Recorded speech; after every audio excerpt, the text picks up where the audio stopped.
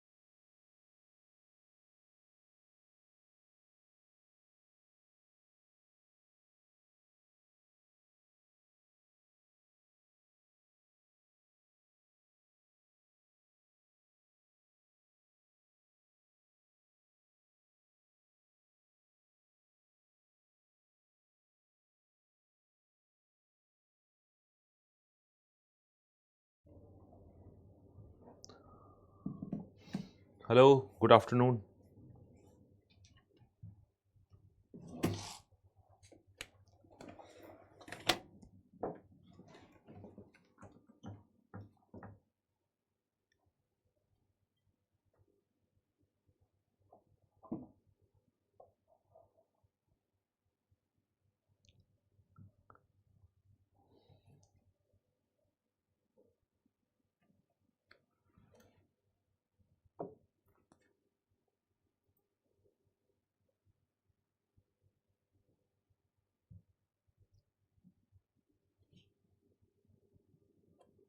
Okay, so चलिए आगे की बात करते हैं and I think I was in physics and we talked about sound. हमने साउंड की बात की थी और साउंड वाला टॉपिक हमारा कंप्लीट हो गया था और फिर मैंने कहा था कि साउंड के बाद हम लोग बात करेंगे किसकी, इलेक्ट्रिक करंट की, विद्युत धारा की, राइट। तो फिजिक्स के टॉपिक के ऊपर हम बात कर रहे हैं जनरल साइंस में, और जो नेक्स्ट टॉपिक है हमारा वो है इलेक्ट्रिक करंट, है ना।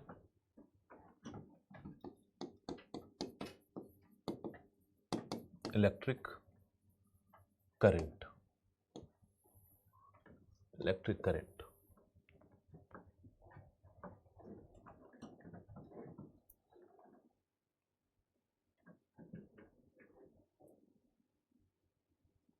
अच्छा, कुछ लोग बोल रहे हैं कि एक दिन में 3 क्लास नहीं हो पाएगी। आई कैन रीड दैट, है ना। तो अभी आपकी कौन सी जीएस की कौन सा सेक्शन और शुरू हुआ है? एक तो ऑप्शनल चल रहा होगा आपका, एक मैं ले रहा हूँ, उसके साथ और क्या शुरू हुआ है?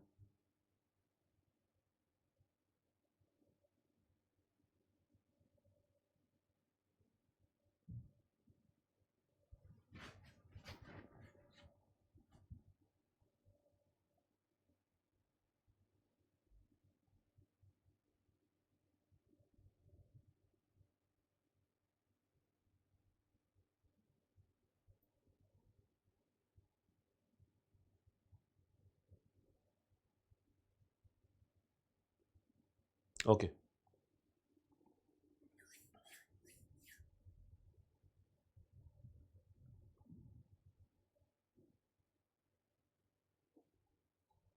चलिए उसके लिए मैं एक बार बोल दूंगा कि बच्चे ऐसे बोल रहे थे। बाकी हम अपनी क्लास शुरू करते हैं और हम लोग बात करेंगे विद्युत धारा की। तो जो टॉपिक है वो है विद्युत धारा, है ना, इलेक्ट्रिक करंट। तो विद्युत धारा में पहले तो हम 2-3 बातों को समझें कि जब भी हम धारा या करंट की बात करते हैं तो 3 चीज़ें हमें पढ़नी होती हैं। एक तो धारा, उसके अलावा फिर विभवांतर यानी पोटेंशियल डिफरेंस, और फिर प्रतिरोध। और फिर इन तीनों को जब पढ़ते हैं तो ओम्स लॉ यानी कि ओम के नियम की बात इसी में आ जाती है। तो वो भी बात हम करेंगे, राइट। तो विद्युत धारा यानी इलेक्ट्रिक करंट, और हम सब जानते हैं, इस बात को अच्छे से समझते हैं कि किसी सुचालक में अगर आवेश की प्रवाह हो, आवेश मतलब चार्ज, तो सुचालक में आवेश की प्रवाह को ही हम विद्युत धारा कहते हैं, है ना। तो सुचालक में आवेश की प्रवाह, आवेश 2 प्रकार के हो सकते हैं, है ना। एक हो सकता है पॉजिटिव, दूसरा हो सकता है नेगेटिव। और इस बात को भी हम अच्छे से जानते हैं कि एटम के अंदर पॉजिटिव और नेगेटिव चार्जेस भी होते हैं। एक एटम में जो प्रोटॉन होता है वो पॉजिटिव चार्ज होता है, और इलेक्ट्रॉन जो होता है वो नेगेटिव चार्ज होता है ना। और पॉजिटिव चार्ज यानी प्रोटॉन हमेशा नाभिक के अंदर कैद होता है, जबकि इलेक्ट्रॉन या नेगेटिव चार्ज जो होता है वो एटम के बाहर कक्षा में चक्कर लगाता है। चूंकि वो चक्कर लगाता है तो फ्री भी हो सकता है, और अगर फ्री इलेक्ट्रॉन है तो उस वस्तु को हम कहेंगे सुचालक। जैसे मान लीजिए तांबे की तार है या धातु की कोई भी तार वार हो, तो धातु के इस तार को, तांबे के इस तार को हम क्या कहते हैं? हम सुचालक कहते हैं। क्यों? क्योंकि उसके पास फ्री इलेक्ट्रॉन होता है। अब फ्री इलेक्ट्रॉन का मतलब हो गया कि मुक्त आवेश, हालांकि वो ऋण आवेश है, नेगेटिव आवेश है, और यही ऋण आवेश जब प्रवाहित होती है तो उसको धारा कहते हैं। जैसे मान लीजिए आपने कभी किसी बैटरी को देखा होगा, अगर हम बहुत सामान्य स्तर पे देखें तो एक बैटरी की बात करें, सेल जिसको कहते हैं, आप सेल कहिए, बैटरी कहिए, एक से अधिक सेल को अगर जोड़ दे तो बैटरी कह देंगे, और एक को हम क्या कहेंगे? सेल कहेंगे। तो मैं एक सेल ले रहा हूं, ये एक सेल है, इस सेल के ऊपर एक टर्मिनल होता है, ये पॉजिटिव है, ये नेगेटिव है, और फिर आप देखते हैं कि हम इसको अगर किसी तार के द्वारा ऐसे जोड़ दें, तार के द्वारा जोड़ देते हैं, तो यहां पे इसको जोड़ा और यहां पे इसको जोड़ा, तो आप पाएंगे एक बात, और बात ये पाएंगे कि इस धातु के तार में इलेक्ट्रॉन की प्रवाह शुरू हो जाएगी। इलेक्ट्रॉन इधर से इधर मूव करना शुरू करेगा, है ना? तो इलेक्ट्रॉन की मूवमेंट ये हो रही है, इलेक्ट्रॉन की मूवमेंट ऐसे होनी शुरू हो जाएगी। This is the movement of electron. लेकिन इलेक्ट्रॉन की मूवमेंट तो ऐसे होगी, लेकिन धारा की प्रवाह इलेक्ट्रॉन के प्रवाह के उल्टे दिशा में होती है। यह बात एक ध्यान रखनी है। तो धारा हमेशा पॉजिटिव से नेगेटिव की तरफ जाएगा, क्योंकि पॉजिटिव में ऊर्जा का मान अधिक है, नेगेटिव में ऊर्जा का मान कम है।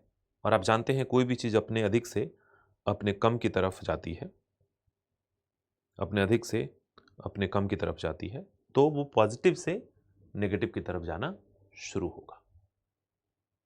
राइट? ये बात आपको बढ़िया से पता है। अब सवाल है कि फिर ऋण आवेश की बात ही क्यों करते हैं? क्यों ना हम पॉजिटिव आवेश की बात करें, धनावेश की बात करें? तो इस बात को अच्छे से समझिए आप कि जैसे मैंने कहा कि किसी एटम के अंदर, अगर किसी हम एटम की संकल्पना पे बात करें, परमाणु की संकल्पना पे बात करें, तो परमाणु की संकल्पना में नाभिक में प्रोटॉन कैद है और इलेक्ट्रॉन बाहर चक्कर काट रहा है, तो प्रोटॉन के मुक्त होने की संभावना तो है ही नहीं, क्योंकि प्रोटॉन जो है, जो धन आवेश है, ये तो धन आवेश, धन आवेश नाभिक में कैद है। राइट? और ये जो ऋण आवेश है, ये मुक्त अवस्था में, मुक्त अवस्था में हो सकता है। यही रीजन है कि जब भी हम धारा की प्रवाह की बात करते हैं तो हम कहते हैं कि आवेश की प्रवाह है, और आवेश की प्रवाह कहने के बाद फिर हम एक और बात दोहराते हैं और कहते हैं कि ऋण आवेश की प्रवाह है, और ऋण आवेश का मतलब है इलेक्ट्रॉन की प्रवाह है। लेकिन फिर हम एक और बात कहते हैं और कहते हैं कि इलेक्ट्रॉन के प्रवाह की दिशा धारा के प्रवाह की दिशा के विपरीत होती है। ये बात आप बचपन से पढ़ रखे हैं। तो लिखिए आप,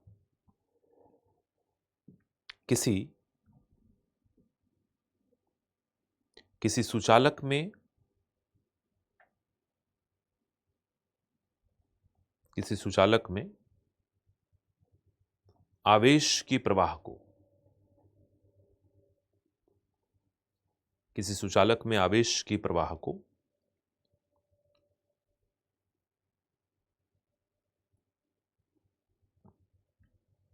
किसी सुचालक में आवेश की प्रवाह को विद्युत धारा कहते हैं।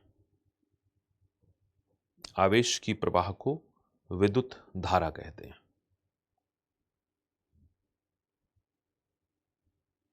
है ना? फिर लिखिए दूसरा पॉइंट, आवेश दो प्रकार के होते हैं। आवेश दो प्रकार के होते हैं।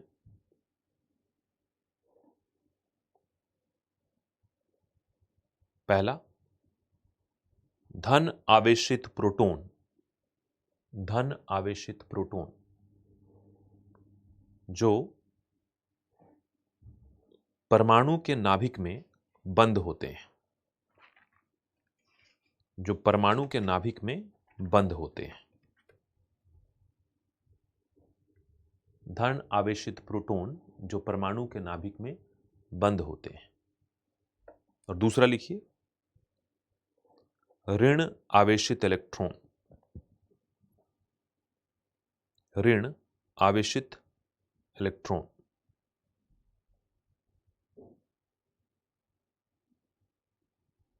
ऋण आवेशित इलेक्ट्रॉन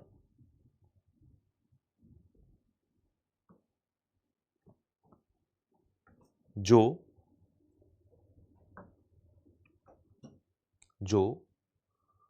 परमाणु की कक्षा में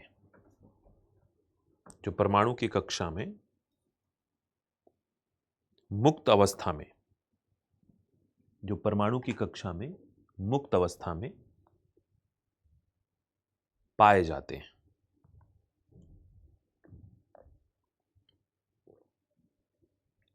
जो परमाणु की कक्षा में मुक्त अवस्था में पाए जाते हैं। फलस्वरूप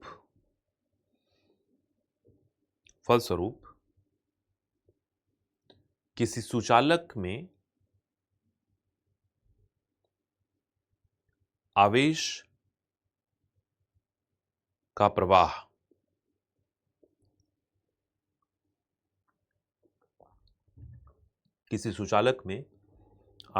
प्रवाह इलेक्ट्रॉन का प्रवाह है, जिसे विद्युत धारा कहते हैं।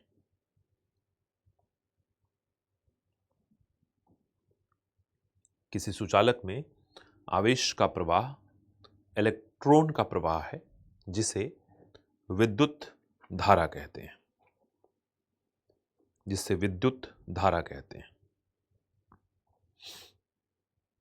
है ना? फिर एक और पॉइंट लिखिए। सुचालक में, नेक्स्ट पॉइंट है, सुचालक में इलेक्ट्रॉन के प्रवाह की दिशा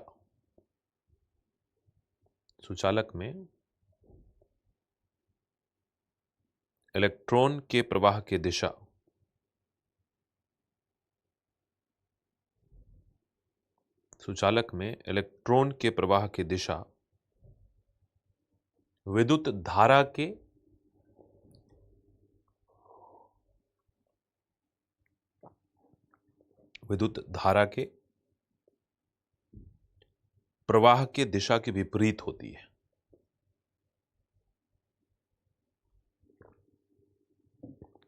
इलेक्ट्रॉन के प्रवाह की दिशा विद्युत धारा के प्रवाह के दिशा के विपरीत होती है ना? तो इलेक्ट्रॉन के प्रवाह की दिशा विद्युत धारा के प्रवाह की दिशा के विपरीत होती है। इस डायग्राम से बहुत क्लियर है ना? और हम सब जानते हैं कि ये ऊपर वाला हाई एनर्जी, नीचे वाला लो एनर्जी।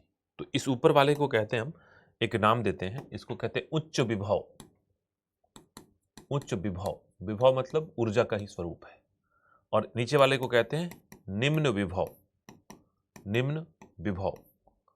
और हमेशा आप ध्यान रखिएगा कि धारा यानी ऊर्जा की प्रवाह उच्च विभव से निम्न विभव की तरफ होगी, इलेक्ट्रॉन की प्रवाह उल्टे दिशा में होगी।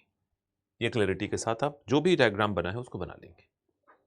धारा का मान कितना होगा, ये इस बात पर निर्भर करेगा कि कितने आवेश की प्रवाह हो रही है, आवेश कितना जा रहा है। इलेक्ट्रिक करंट इलेक्ट्रॉन की प्रवाह है, बस दिशा उल्टी है, इस बात को ध्यान रखना है। इलेक्ट्रिक करंट और वाटर करंट में क्या अंतर है? तो किसी पाइप से अगर पानी गुजारें तो वाटर करंट है, और वाटर के करंट का मान कितना ज्यादा होगा वो इस बात पर निर्भर करेगा कि कितना पानी प्रति सेकंड उसे गुजर रहा है। प्रति सेकंड 1 लीटर गुजर रहा है, या प्रति सेकंड 5 लीटर गुजर रहा है, या प्रति सेकंड 10 लीटर गुजर रहा है, उसी के ऊपर डिपेंड करेगा। सिमिलरली अगर हम धारा के मान को समझना चाहें तो हमें यह देखना होगा कि सुचालक से कितने इलेक्ट्रॉन, कितने आवेश प्रति सेकंड निकल रहे हैं, है ना? तो इसके लिए एक फॉर्मूला हमने पढ़ा होगा बचपन में, नहीं पढ़ा तो होगा ही, बट ठीक है। और वो फॉर्मूला था कि धारा का मान यानी कि I is equal to Q upon T। ये T है। इसमें सिंपल सी बात है, हम इस बात को कहते हैं कि जो I है वो इलेक्ट्रिक करंट है, इलेक्ट्रिक करंट है, जिसको एम्पियर में मापते हैं, एम्पियर में मापते हैं। Q जो है वो चार्ज है, जिसको हम कूलम में मापते हैं, है ना, कूलम में मापते हैं, राइट। और T जो है वो टाइम है, जिसको हम सेकेंड में मापते हैं, राइट। तो पहले तो इसको लिख लें आप। फॉर्मूला रटना नहीं है, ना ही कुछ उसमें याद करना है।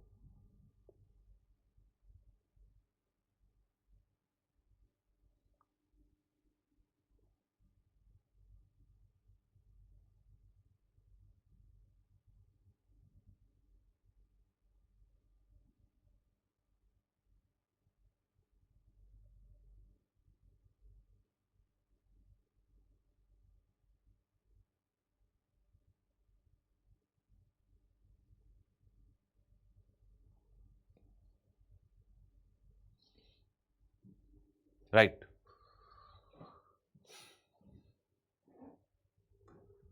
तो अगर 1 कूलम चार्ज 1 सेकंड में निकलेगा तो 1 एम्पियर, अगर 5 कूलम चार्ज निकले तो 5 एम्पियर। तो जितने कूलम आवेश निकलेंगी उतना ही एम्पियर जो होगा विद्युत धारा का मान होगा। जैसे मैंने कहा कि अगर 5 कूलम चार्ज 1 सेकंड में निकल जाए तो 5 एम्पियर, इसी फॉर्मूला पे, है ना, तो 5 एम्पियर होगा। ये बात आप ध्यान रखिएगा। लेकिन अगर मान लीजिए 1 कूलम चार्ज 1 सेकंड में निकलता है तो 1 एम्पियर। एक एग्जांपल के तौर पे मैंने आपको 2 बता दिए हैं, तो इस बात को लिख लीजिएगा।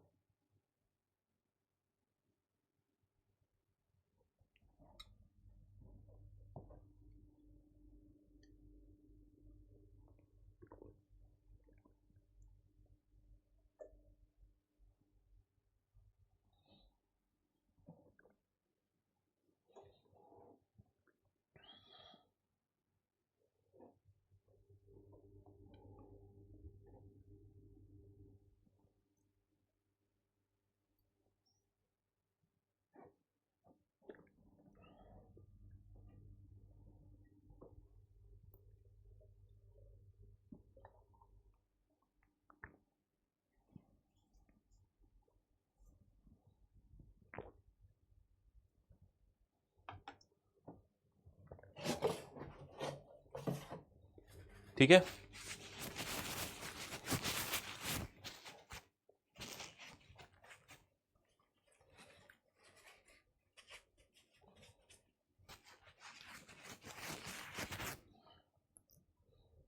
आगे बढ़ते हैं।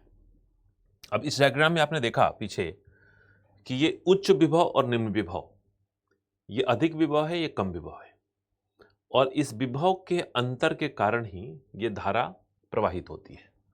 तो एक बात और बहुत क्लियर है, और क्लियर ये है कि विभव का अंतर जितना ज्यादा होगा धारा की प्रवाह उतनी ही तीव्र होगी, उतनी ही ज्यादा होगी। तो पहली बात कि धारा कितनी प्रवाहित होगी इस बात पर निर्भर करेगा कि आवेश कितना है। 5 कूलम आवेश अगर 1 सेकंड में पास कर जाए तो 5 एम्पीयर। लेकिन 5 कूलम आवेश पास क्यों करेगा? जब उचित विभवांतर होगी तो।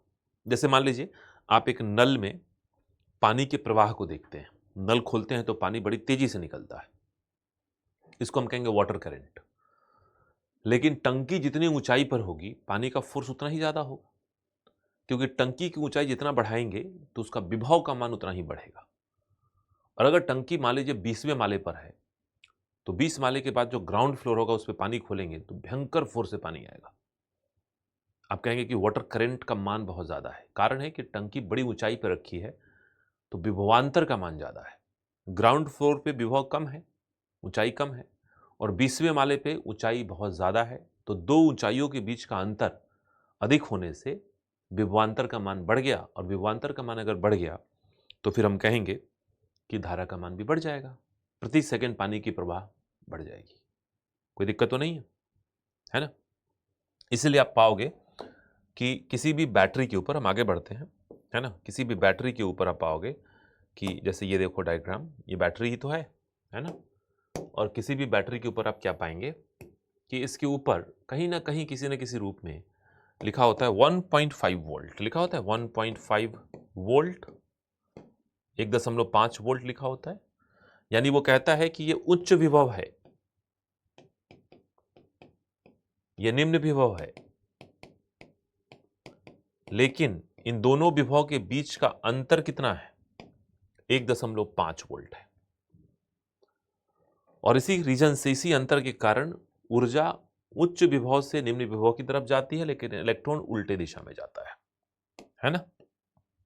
तो नॉर्मली हम इस बात को देखते हैं कि बैटरी के ऊपर, एक बैटरी मान लीजिए ऐसे बनाएं, तो इस बैटरी के ऊपर आवश्यक तौर पे कहीं ना कहीं 1.5 वोल्ट लिखा होता है ना। इसी को कहते हैं विभवांतर, विभव के बीच का अंतर। तो जो सेकंड टॉपिक है हमारा, हम लोग लिखेंगे यहां पे नेक्स्ट टॉपिक जो हमारा है, यहां पे मैं लिख रहा हूं, वो है विभवांतर। इंग्लिश में कहते हैं potential, potential difference, potential difference, विभवांतर या पोटेंशियल डिफरेंस, विभवांतर या पोटेंशियल डिफरेंस, राइट।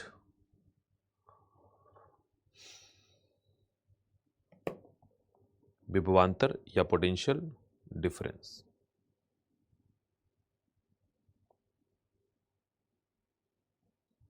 राइट।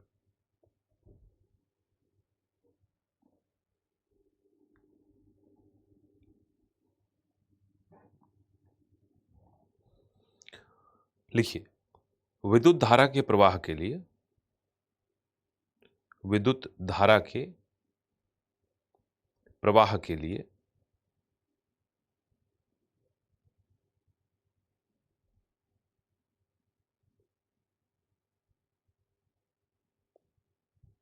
विद्युत धारा के प्रवाह के लिए दो बिंदुओं के बीच, दो बिंदुओं के बीच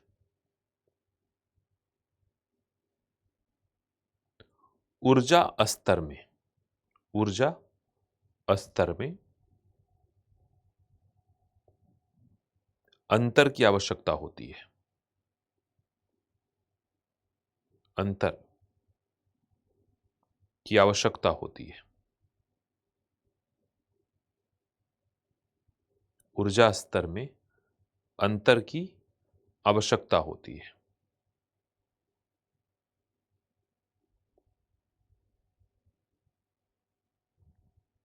जिसे विभवांतर कहते हैं, जिसे विभवांतर कहते हैं, जिसे विभवांतर कहते हैं। क्या कहते हैं उसको? विभवांतर, राइट, पोटेंशियल डिफरेंस। फिर लिखिए दूसरा पॉइंट, विद्युत धारा, विद्युत धारा उच्च विभव से, उच्च विभव से निम्न विभव, विद्युत धारा उच्च विभव से निम्न विभव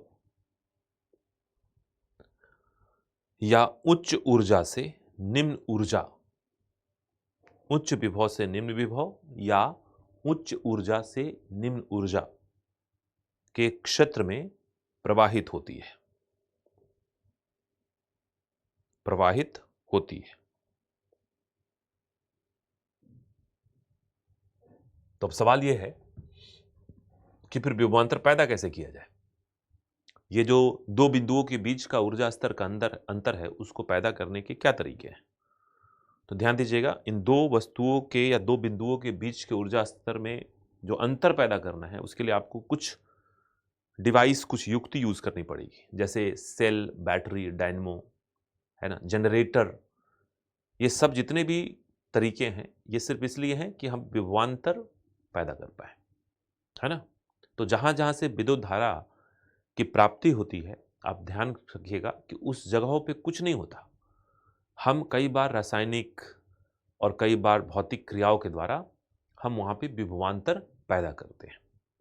जैसे कि बैटरी की बात करें, जो बैटरी आप देख रहे हैं, ड्यूरासेल बैटरी, यहाँ पे रासायनिक विधि से हम विभवांतर पैदा करते हैं।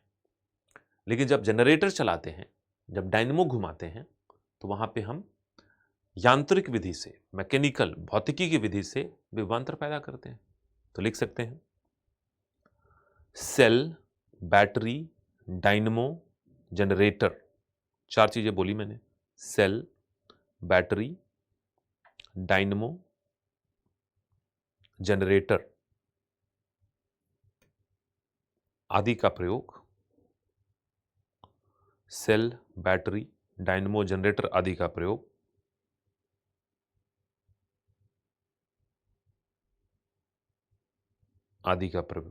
प्रयोग आवश्यक विभवांतर प्राप्त करने के लिए, आवश्यक विभवांतर प्राप्त करने के लिए किया जाता है। आवश्यक विभवांतर प्राप्त करने के लिए किया जाता है। आवश्यक विभवांतर प्राप्त करने के लिए किया जाता है। आवश्यक विभवांतर प्राप्त करने के लिए किया जाता है। ठीक है, फिर लिखिए विभवांतर की इकाई वोल्ट है। वोल्ट, विभवांतर की इकाई वोल्ट है। और सामान्य भाषा में विभवांतर को वोल्टेज कहते हैं। देखिए कितनी आसान बात है। और सामान्य भाषा में विभवांतर को वोल्टेज कहते हैं। क्या कहते हैं विभवांतर को? वोल्टेज।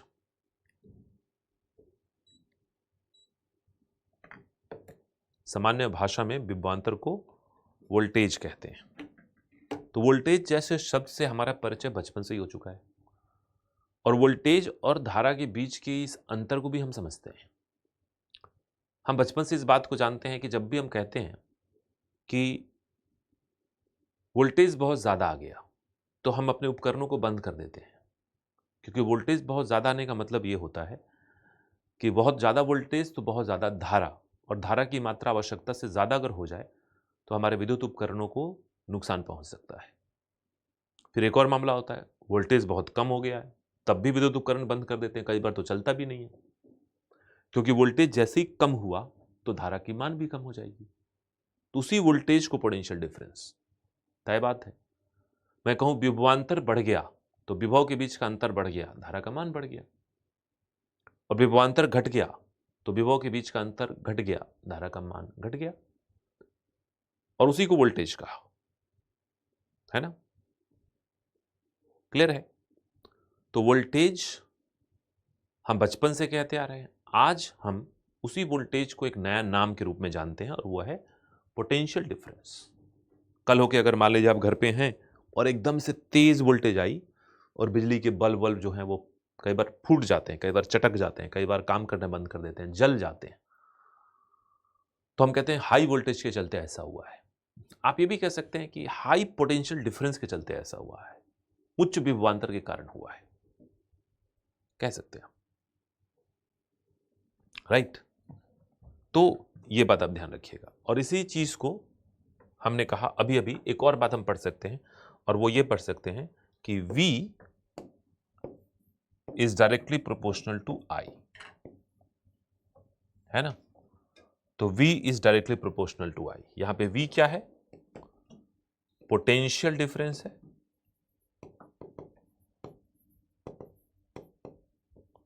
जिसको वोल्ट से हम मापते हैं, और I तो जानते ही है, I जो है वो इलेक्ट्रिक करंट है, जिसको हम एम्पियर से, बार बार मैं लिख रहा हूं ताकि याद हो जाए, मापते हैं। यही कहानी है, right? Any problem with that? कोई दिक्कत है क्या आपको?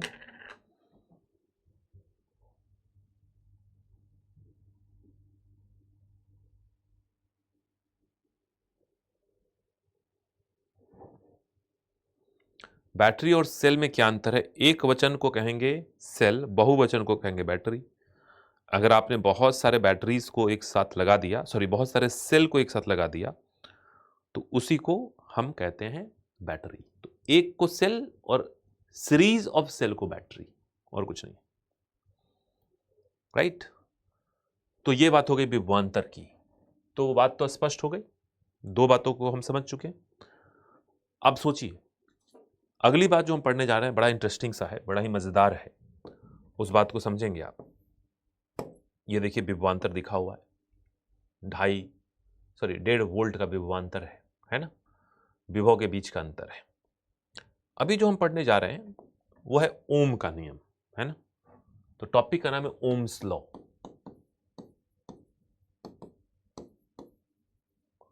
ओम का नियम। अच्छा एक बात बताओ, ये बात तो आप बचपन से ही जानते हो ना, ये बात आप बचपन से ही जानते हो, इस बात के बारे में आपको पहले से ही इत्तला है कि वोल्टेज बढ़ेगा तो धारा की मान बढ़ जाएगी, और धारा की मान बढ़ेगी तो फिर विद्युत उपकरण जल सकते हैं, बंद कर दो।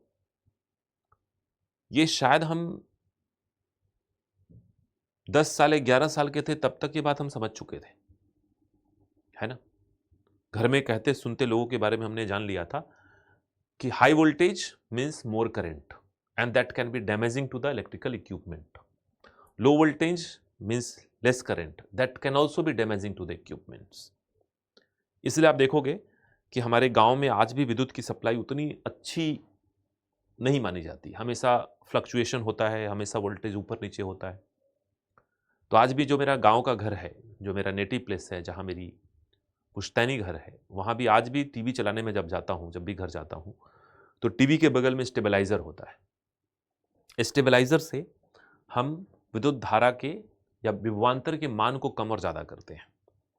स्टेबलाइज़र हम इसलिए लगाते हैं कि अगर कहीं बहुत ज़्यादा धारा की मान आ गई तो स्टेबलाइज़र क्या करेगा, ऑटो कट कर देगा, जिससे हमारी टेलीविज़न बच जाएगी।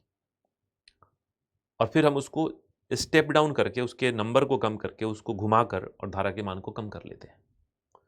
लेकिन कई बार ऐसा भी होता है कि विभवांतर का मान, वोल्टेज बहुत कम है, तो हम स्टेबलाइजर में उसको आगे करके विभवांतर के मान को बढ़ाते भी हैं, आपने देखा होगा। तो हम तो बचपन से इस बारे में जानकारी रखते हैं कि अगर विभवांतर का मान ज़्यादा तो धारा का मान ज़्यादा, विभवांतर का मान कम तो धारा का मान कम।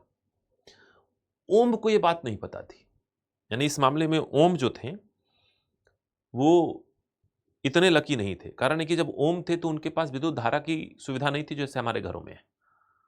तो इस मामले में ओम को हमने पीछे छोड़ दिया था कि 10 से 11 12 साल की उम्र में हमें ये बात पता चल गई थी। ओम को ये बात बहुत बाद में पता चली, है ना। लेकिन इससे ओम की महत्ता कम नहीं हो जाती। कारण है कि उन्होंने तब इन सब बातों को सामने रखा जब विद्युत धारा अनुसंधान का विषय था।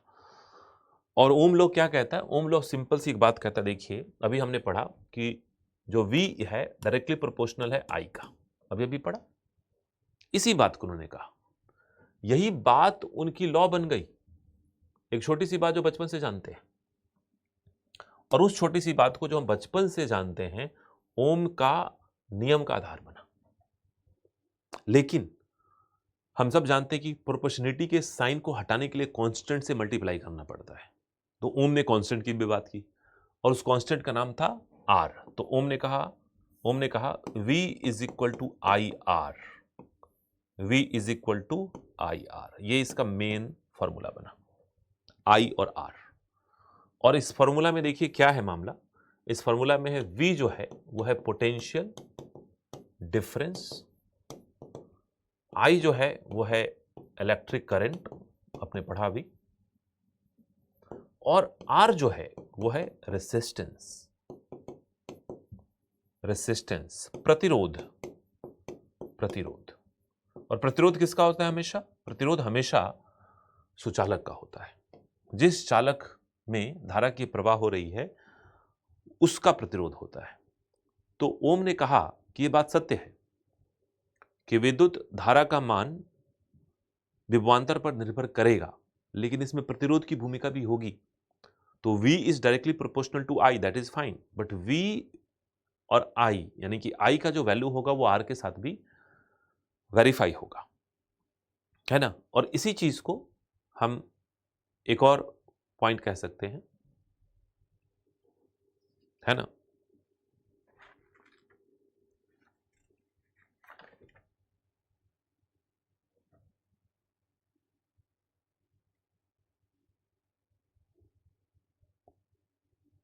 तो इसी बात को हम क्या कह सकते हैं, हम ये कह सकते हैं कि I इज इक्वल टू, अगर हम I का लें तो I is equal to V upon R, कह सकते हैं V अपॉन R।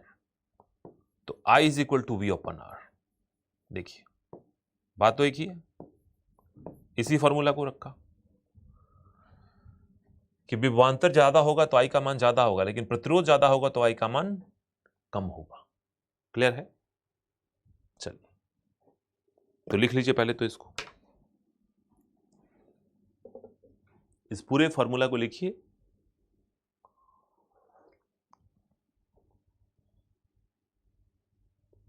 बहुत ही कॉमन टॉपिक पढ़ रहे हैं हम लोग आज, हम सबके दैनिक जीवन से जुड़ा हुआ है, वैज्ञानिक पहलू को तलाश रहे हैं।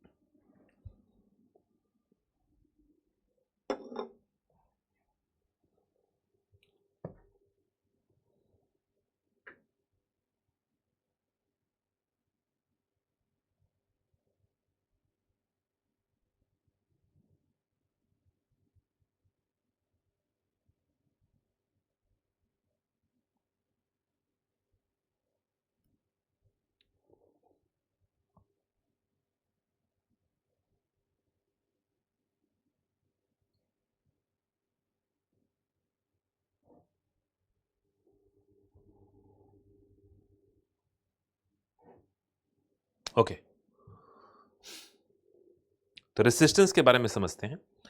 ओम ने मेन बात यही की थी, ओम ने कहा था कि बिल्कुल सही बात आप कह रहे हैं कि I का मान विभवांतर पर निर्भर करेगा, लेकिन उसमें प्रतिरोध के बारे में भी बात करनी पड़ेगी।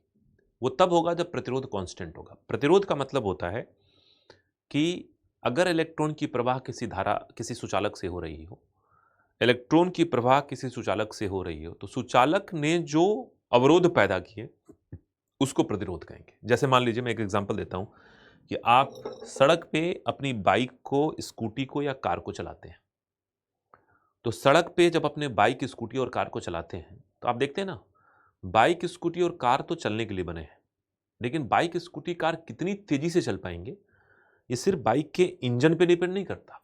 हम कह सकते हैं कि इंजन बहुत पावरफुल तो स्पीड बहुत बढ़िया। देखो आप, इंजन बहुत पावरफुल, स्पीड बहुत बढ़िया। इंजन बहुत पावरफुल, स्पीड बहुत बढ़िया। मान लीजिए किसी की बाइक जो है वो 100 सीसी की है, बढ़िया स्पीड मिलेगी। लेकिन अगर किसी की बाइक 200 सीसी की है तो और पावर मिलेगी और स्पीड मिलेगी। और किसी की बाइक अगर सुपर बाइक है और 500 सीसी की है तो उससे और स्पीड मिलेगी। क्लियर है? लेकिन एक और फैक्टर ध्यान में रखना होगा कि आपकी बाइक किस सड़क पे दौड़ रही है। तो सड़क की जो क्वालिटी है वो प्रतिरोध है। सड़क कभी भी बाइक को चलने से रोकता ही तो है। मान लीजिए आप अपनी बाइक को, जो आपकी बाइक है 200 सीसी की बाइक है, मान लीजिए आपके पास 200 सीसी की एक बाइक है और उस बाइक को लेके आप एक्सप्रेसवे पे चल रहे हैं। अगर आपने किसी एक्सप्रेसवे पे सफर किया हो तो कितना शानदार होता है। और एक्सप्रेसवे पे उस बाइक की स्पीड पहुंच जाएगी 100 किलोमीटर प्रति घंटे आराम से। हाईवे पे आएंगे तो एक्सप्रेसवे से थोड़ा कमजोर सड़क है, बढ़िया है वो भी, वहां पे स्पीड 80-75 पहुंचेगी। रिंग रोड पे आ जाएंगे दिल्ली के तो 50 तक पहुंचेगी। मुखर्जी नगर मेन रोड के अंदर घुस जाएंगे तो 30 तक की रहेगी। और अगर आप परमानंद के अंदर पहुंच गए गलियों में तो स्पीड घट के 20 की हो जाएगी, 10 की हो जाएगी। और कभी कच्चे रास्ते पे निकल गए तब तो मत पूछिए। तो देख रहे हैं ना, बाइक वही है, इंजन वही है, लेकिन रोड के अपने अपने लक्षण उस बाइक की गति का विरोध करते हैं। तो हम कह सकते हैं कि परमानंद के अंदर की गलियां, उसका जो है ना रेसिस्टेंस, प्रतिरोध ज्यादा है। वो बाइक की गति का विरोध ज्यादा करता है, इसलिए बाइक उतनी गति पकड़ नहीं पाती। हम ये भी कह सकते हैं एक्सप्रेसवे में प्रतिरोध का मान कम है, जिसके चलते बाइक की गति बहुत तीव्र पकड़ती है। तो प्रतिरोध सुचालक का गुण है, प्रतिरोध पदार्थ का गुण है, जो अपने अंदर आवेश के प्रवाह का विरोध करता है। Got it? है ना? तो लिखिए, पहले तो ओम्स का नियम, ओम का नियम लिखिए और लिखिए ओम का नियम और नीचे लिखें स्थिर तापमान, स्थिर तापमान और नियत प्रतिरोध पर, स्थिर तापमान और नियत प्रतिरोध पर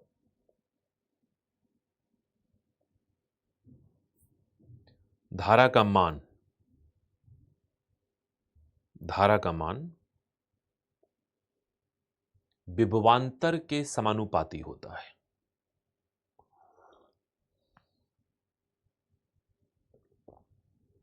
विभवांतर के समानुपाती होता है। इसे ओम का नियम कहते हैं।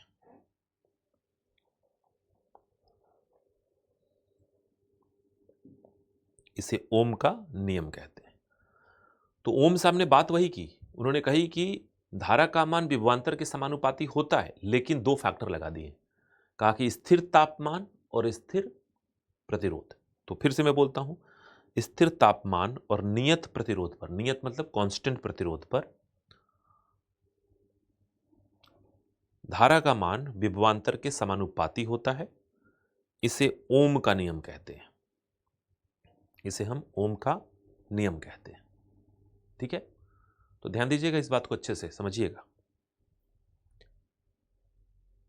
कि विभवांतर वो कारक है जो धारा को दौड़ाना चाहता है, लेकिन प्रतिरोध वो कारक है जो धारा को रोकना चाहता है। विभवांतर इंजन है, इंजन जितना स्ट्रांग, बाइक की गति उतनी ज्यादा। लेकिन आप 200 सीसी के बाइक को अगर आप कच्ची सड़क पे लेके जाएंगे, तो जाहिर सी बात है कि इंजन चाहे जितना पावर लगा ले, स्पीड तो नहीं मिलेगी। तो दो फैक्टर है। धारा तो प्रवाहित होना चाहता है, धारा चाहता है कि मैं प्रवाहित हूं, क्लियर कट। धारा चाहता है कि प्रवाहित हूं, विभवांतर चाहता है कि धारा का प्रवाह हो। विभवांतर धारा को धक्का लगा रहा है कि चलो भाई, लेकिन प्रतिरोध जो है वो धारा के विपरीत कार्य कर रहा है, वो उसको रोकने की कोशिश कर रहा है ना? इसी बात को समझने के लिए एक बड़ा बढ़िया कार्टून है, और उस कार्टून से आपको बात समझ में आ जाएगी। देखिए आप इस कार्टून को, है ना? और इसमें देखिए ओम्स लॉ को कितने फनी तरीके से समझाया इन लोगों ने, बहुत शानदार काम किया है। तो मुझे अच्छा लगा, तो मैंने इसको स्लाइड में डाल दिया कि चलो भाई, थोड़ा बच्चे भी हंस लेंगे। और देखिए आप, इसमें एम्पियर निकलना चाहता है, ये चाहता है कि भाई हम निकले, इस दिशा में प्रवाहित हों। वोल्ट धक्का मार रहा है, वोल्ट इसके ऊपर धक्का मार रहा है कि चलो भाई, लेकिन ये ओम जो है, जो बेसिकली प्रतिरोध है, ये प्रतिरोध है, ये इसको खींचे हुआ है कि ऐसे कैसे निकलने देंगे, थोड़ा कष्ट से निकलो, निकल तो जाओगे। तो स्टेटमेंट पढ़िए, कार्टून देखिए, थोड़े मजे लीजिए।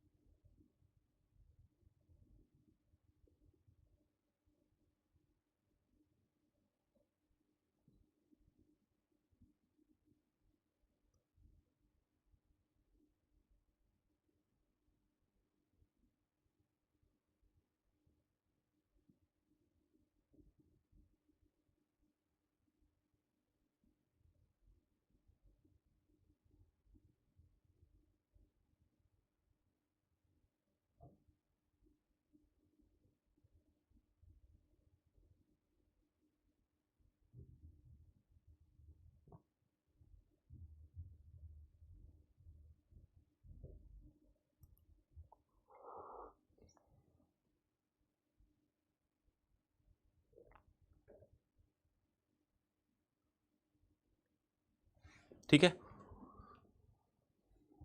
तो चलिए आगे बढ़ते हैं। अब थोड़ा प्रतिरोध के ऊपर बात करते हैं। जीरो प्रतिरोध हम आगे पढ़ेंगे, सुपर कंडक्टिविटी कहते हैं उसको, ठीक है, उस पर अभी फोकस नहीं करते हैं। बस ये ध्यान रखिए, दुनिया में कोई ऐसा सुचालक प्राकृतिक अवस्था में नहीं है जिसका प्रतिरोध शून्य हो। दुनिया की कोई ऐसी रोड नहीं है जिस पे घर्षण का मान ना हो, होगा ही। तो दुनिया में कोई ऐसा पदार्थ नहीं है, प्राकृतिक तौर पे नहीं है, जिसमें प्रतिरोध का मान शून्य हो। कुछ ना कुछ होगा, है ना। चांदी को हम कहते हैं सर्वश्रेष्ठ सुचालक है, इसलिए कि चांदी जो है उसमें प्रतिरोध का मान सबसे कम है। हम एक्सप्रेसवे को कहते हैं सबसे शानदार रोड है, क्योंकि वहां घर्षण का मान कम है। घर्षण शून्य है ऐसा नहीं कह सकते। तो silver is best conductor because it offers least resistance, है ना। लिखिए, नेक्स्ट टॉपिक हमारा यही है, प्रतिरोध। तो ओम्स लॉ को पढ़ने के बाद अब हम पढ़ेंगे प्रतिरोध, रेसिस्टेंस।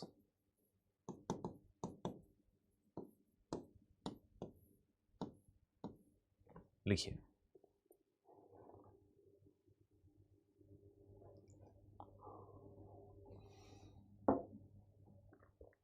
और लिखिए,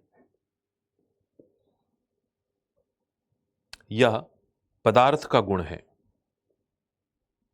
यह पदार्थ का गुण है जिसके द्वारा पदार्थ आवेश के प्रवाह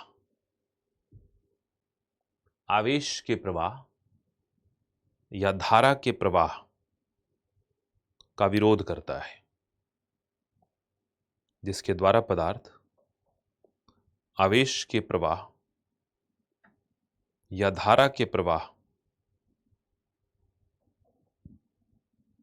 का विरोध करता है। आवेश के प्रवाह या धारा के प्रवाह का विरोध करता है।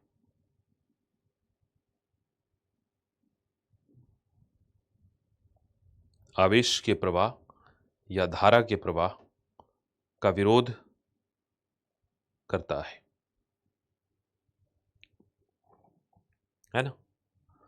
तो ये बात ध्यान रखिएगा, क्योंकि धारा की प्रवाह मतलब इलेक्ट्रॉन की प्रवाह, और इलेक्ट्रॉन जो ये जा रहा है ना, ये इलेक्ट्रॉन एकदम फ्री फ्लो में नहीं जाता, ये इलेक्ट्रॉन अंदर में टकराते हुए जाता है। तो धातु की जो तार है, उस धातु की तार के अंदर कोई पाइप नहीं है, वो ठोस है। हालांकि उसमें इतनी जगह है जिसके चलते धारा और आवेश चले, लेकिन जैसे कि हम अपने घर से बाहर निकले, तो जैसे अपने घर से बाहर निकलते हैं तो हम दरवाजों से होकर निकलते हैं, तो हम दरवाजे से होकर निकलते हैं, तो वह दरवाजा जो हमारे निकलने के लिए बना है, यही हमारे लिए प्रतिरोध का कारक भी बनता है। जैसे आप सबको याद हो कि जब आप ऑफलाइन क्लास में थे, जो आप दोबारा भी आएंगे बहुत जल्दी ही, तो ऑफलाइन क्लास में जब एक बार क्लास छूटती थी और क्लासरूम छूटने के बाद जब गेट ओपन किया जाता था, तो आप सब निकलते थे, लेकिन आपके निकलने का जो स्पीड था वो स्लो हो जाता था। क्यों? क्योंकि वो दरवाजा जो था ना, जिस दरवाजे से आप निकलते थे, वो दरवाजा ही अवरोध बन जाता था। वो दरवाजा आपको निकलने भी देता है, लेकिन आप उस दरवाजे से टकरा जाएं तो आपको निकलने से रोकता भी है। बिल्कुल वही कहानी है पदार्थों के साथ। एक सुचालक होता है, लेकिन एट द सेम टाइम वो सुचालक अपने अंदर से इलेक्ट्रॉन के प्रवाह में थोड़ा अवरोध भी पैदा करता है। अब सोचिए, दरवाजा बहुत बड़ा हो, आपने देखा होगा क्लासरूम का जो एग्जिट होता है वो खूब बड़े बनाए जाते हैं ताकि एक साथ बहुत सारे लोग निकल जाएं। अब क्लासरूम में जितने लोग हैं आप उनको इलेक्ट्रॉन मान लीजिए, आप सब इलेक्ट्रॉन्स हैं, और एक साथ बहुत सारे इलेक्ट्रॉन निकलेंगे तो आपकी प्रवाह की गति तीव्र होगी। लेकिन अगर दरवाजा छोटा हो जाए तो फिर आप देखेंगे कि धीरे धीरे लोग निकल पा रहे हैं, आपकी प्रवाह की गति मंद हो जाएगी, और यही कहानी चलती रहेगी। तो लिख सकते हैं दूसरा पॉइंट, किसी चालक में इलेक्ट्रॉन की प्रवाह, किसी चालक में इलेक्ट्रॉन की प्रवाह उस चालक के आंतरिक संरचनाओं से टकराते हुए होती है।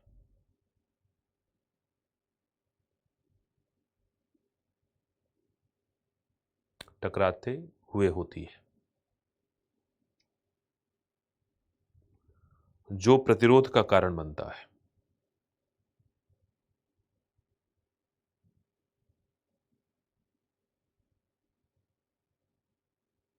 जो प्रतिरोध का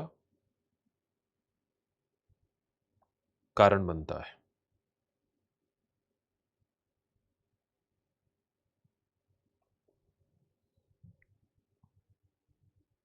है ना। और जब भी प्रतिरोध का कारण बनेगा, जब भी टकराएंगे, जैसे देखते हैं ना कई बार आप इलेक्ट्रॉन्स हैं, इलेक्ट्रॉन है तो आपकी ऊर्जा का स्तर ज़्यादा है, क्लास खत्म होते ही आप कूदते फांदते जो है उस गेट से बाहर निकलने की कोशिश करते हैं, और उस निकलने के क्रम में कई बार तो आप गेट से टकराते हैं और कई बार आपस में भी टकराते हैं।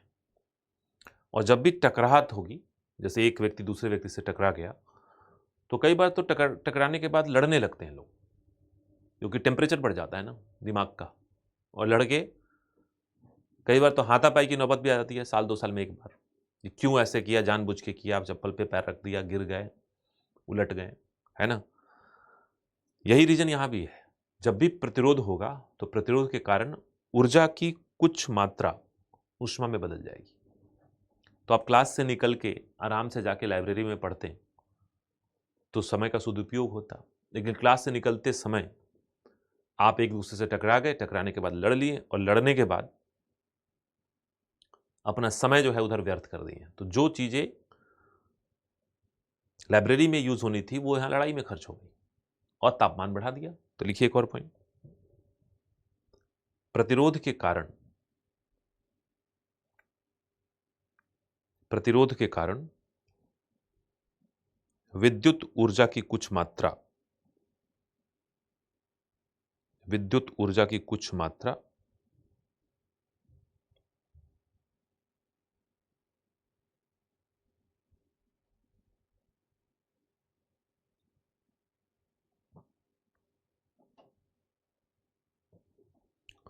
ऊष्मा में बदल जाती है, ऊष्मा में बदल जाती है।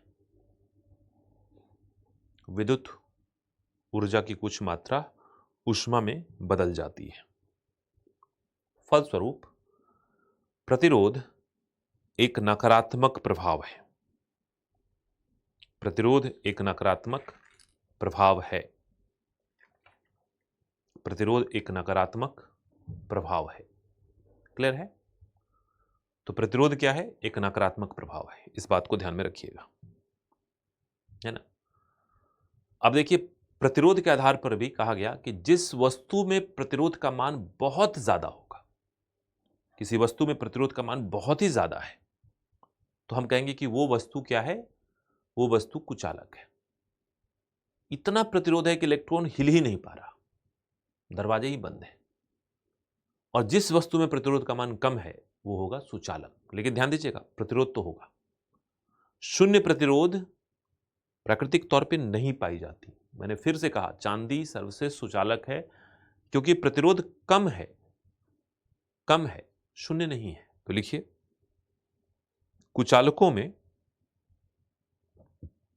कुचालकों में प्रतिरोध का मान, कुचालकों में प्रतिरोध का मान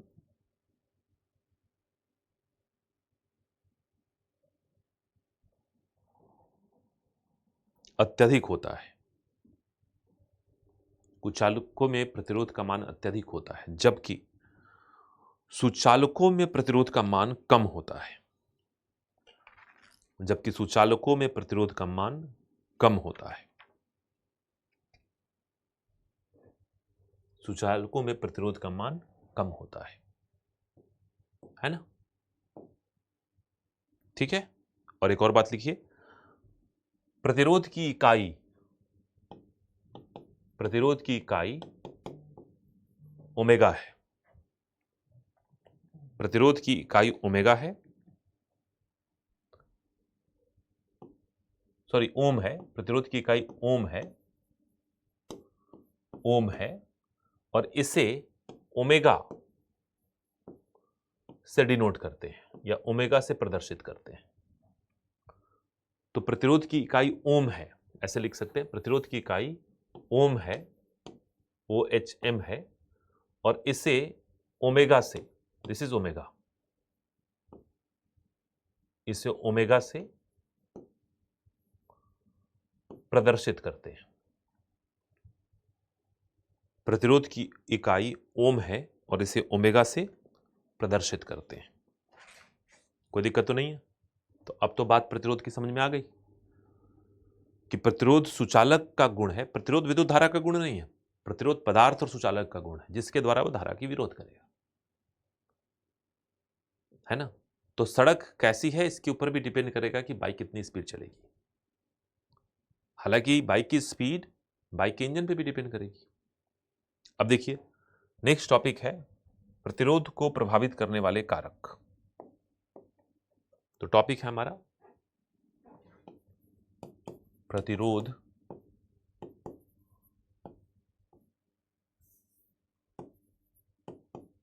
को प्रभावित करने वाले कारक।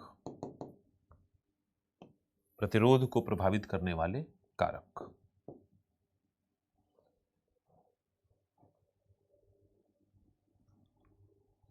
प्रतिरोध को प्रभावित करने वाले कारक कि आखिर में प्रतिरोध कैसे कैसे प्रभावित होता है, किन किन कारकों से वो प्रभावित होता है, हम इसकी बात करेंगे, है ना।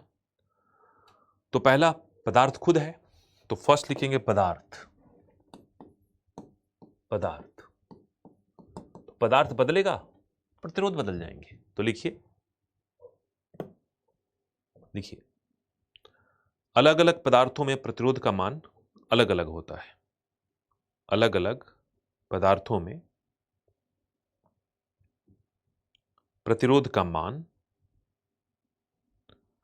अलग अलग होता है। अलग अलग पदार्थों में प्रतिरोध का मान अलग अलग होता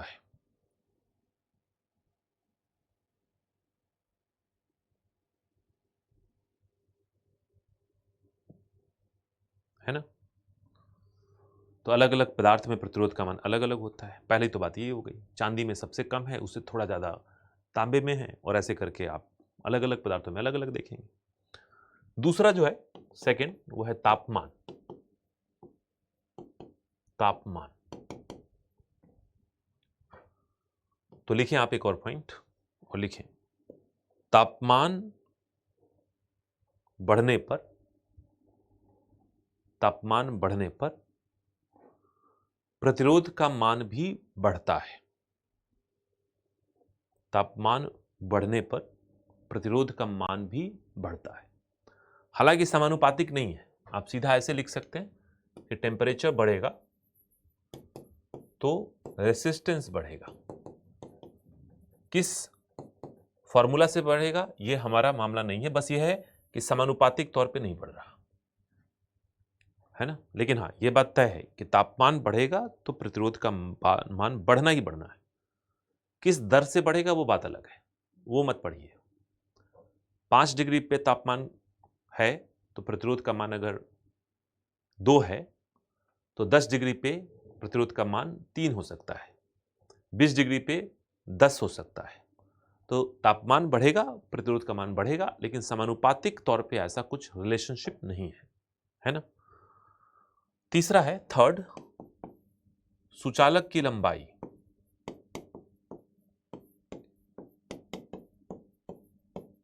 सुचालक की लंबाई, सुचालक की लंबाई, है ना।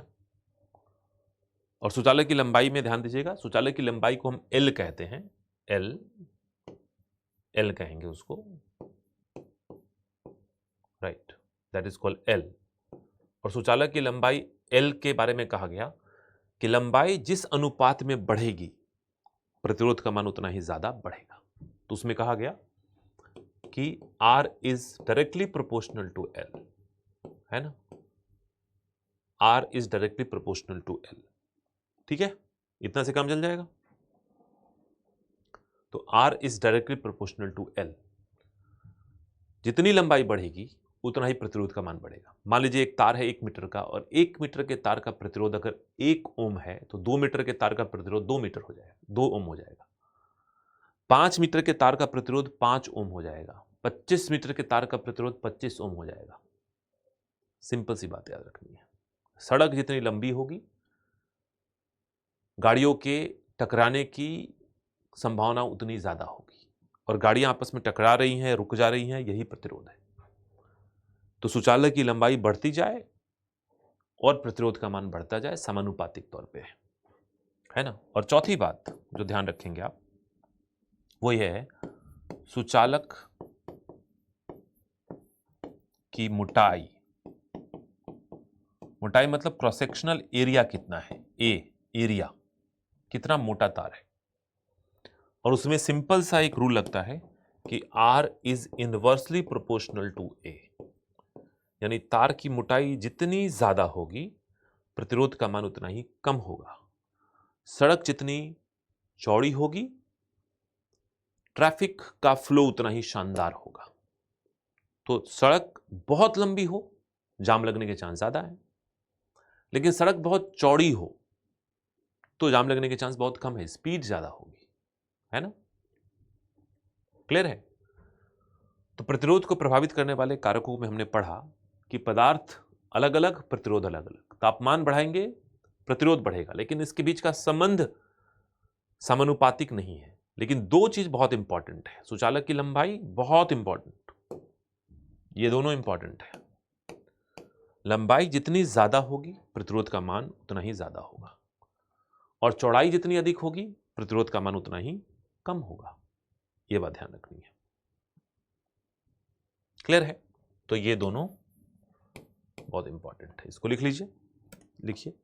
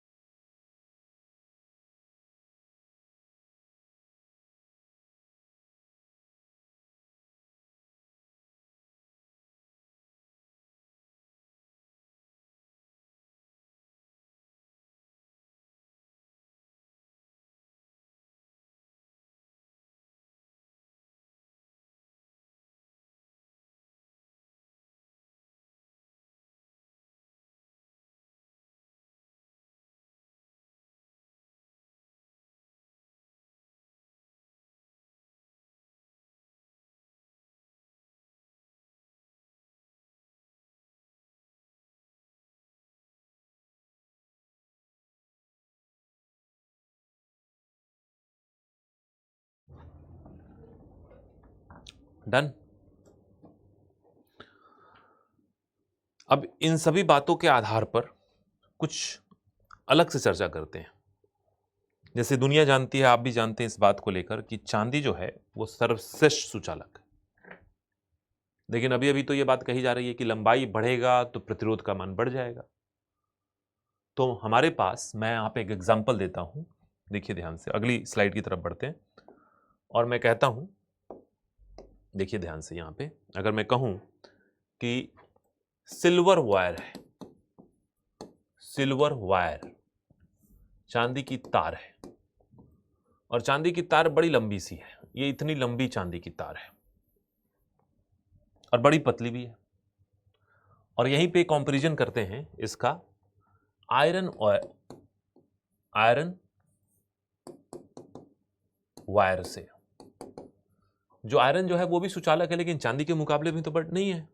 और आयरन की जो तार है ना हमारी, देखिए ध्यान से, आयरन की तार जो है हमारी कुछ ऐसी है, वो आयरन की तार जो है हमारी, वो कुछ इतनी बड़ी है ना। ये आयरन की तार है, लेट से ये आयरन की तार है, क्लियर है ना। तो ये सिल्वर वायर या आयरन वायर, ठीक है, देख पा रहे हैं आप। अच्छा, अब देखिए यहां पे क्या हम इस बात को कह सकते हैं, लेट्स टॉक अबाउट दिस, क्या हम यहां पे कह सकते हैं कि यहां पे इस सिल्वर वायर में एल का मान बहुत ज्यादा है और एरिया ऑफ क्रॉस सेक्शन बहुत कम है एज कंपेयर टू दिस, जबकि यहां पे देखिए एल का मान बहुत कम है और एरिया ऑफ क्रॉस सेक्शन, मोटाई बहुत ज्यादा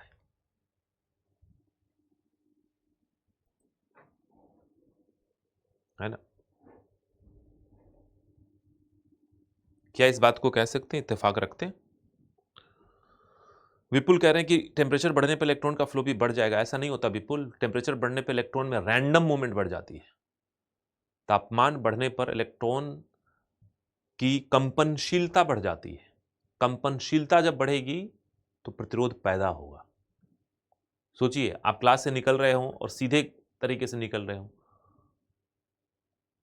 और पता चला कि आप इलेक्ट्रॉन है विपुल और आपके बाकी सारे दोस्त भी इलेक्ट्रॉन हैं, और क्लास से निकलते समय लगे कूद फान मचाने, लगे जंप करने, इधर उधर दाएं ब्रेक डांस करने लगे, और ब्रेक डांस करते हुए निकल रहे हैं आप, तो लॉकिंग एंड पॉपिंग करते हुए निकल रहे हैं अगर आप, तो जाहिर सी बात है कि उस समय आपकी गति मंद हो जाएगी। तो इलेक्ट्रॉन्स जब तापमान के संपर्क में आता है तो फिर इलेक्ट्रॉन में रैंडमाइजेशन बढ़ जाता है, वो लॉकिंग एंड पॉपिंग करने लगता है, ब्रेक डांस करने लगता है वो। तो वो ब्रेक डांस करना गतिशीलता नहीं है ना। तो अब देखिए, अब हम अगर प्रतिरोध के इस नियम को समझे, ये दोनों के ऊपर बात करें, ये दोनों तो पढ़ रखा है आपने, ये दोनों पढ़ रखा है ना।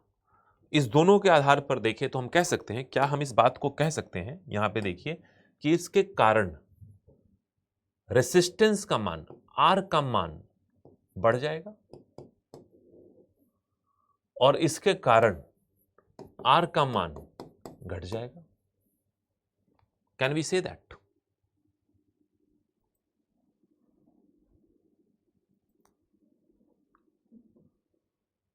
क्योंकि यहां लंबाई बढ़ गई, जितनी लंबाई उतना ही प्रतिरोध, और जितना एरिया कम होगा उतना ही प्रतिरोध। तो सोचिए, चांदी के तार होने के कारण भी, चांदी के तार होने के बाद भी ये अधिक प्रतिरोध पैदा कर रहा है, और उसके मुकाबले लोहे के तार होने के बावजूद भी ये प्रतिरोध कम पैदा कर रहा है, क्योंकि लोहे के तार की लंबाई कम है, कम लंबाई कम प्रतिरोध, और चौड़ाई ज्यादा है, अधिक चौड़ाई कम प्रतिरोध। तो इसके दोनों फैक्टर कम प्रतिरोध के लिए हैं, इनके दोनों फैक्टर अधिक प्रतिरोध के लिए हैं। तो ये तो बात नहीं हुई। इस हिसाब से चांदी को हमने कमतर साबित कर दिया लोहे से, है ना। तो बताइए, इस बोर्ड पे जो मैंने सूचना लिखी है उसके आधार पर बढ़िया सुचालक कौन है, बताइए। इस बोर्ड पे जो मैंने बातें लिखी है उसके आधार पर बढ़िया सुचालक कौन है?